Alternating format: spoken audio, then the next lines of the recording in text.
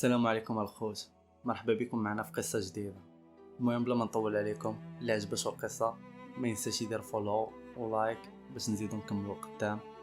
المهم مشينا 1889 في واحد البلده صغيره في النمسا. تزاد واحد الدري سميتو ادولف هتلر. من صغرو كان عنده احلام كبيره، كان باغي يكون فنان كبير، لكن ما قبلوش في مدرسه الفنون، وهادشي خلاه يشعر بالياس والحقد. من بعد هتلر مشى لألمانيا، وهناك تغيرت حياته 180 درجة.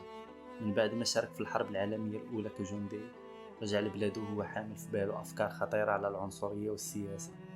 بدا كيخدم مع حزب صغير سميتو الحزب النازي، ومع الوقت ولات عنده شعبية كبيرة في ألمانيا، حيث كان كيقول للناس بلي هو يقدر يرجع ألمانيا قوية كيف ما كانت من قبل.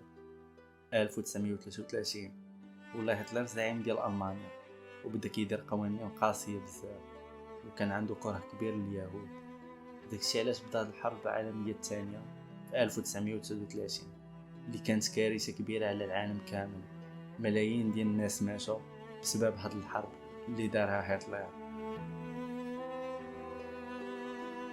1945 بعد ما شاف راسو باللي راه خسر، هتلر قرر باش يقتل راسو باش ما يتحاكمش، وخلى العالم كيدوي على الشر اللي دارو لحد اليوم. وهذا ما كان الخوت، كنتو معنا اليوم في قصة ديال شخصية تاريخية اللي خلات البصمة ديالها في هذا العالم.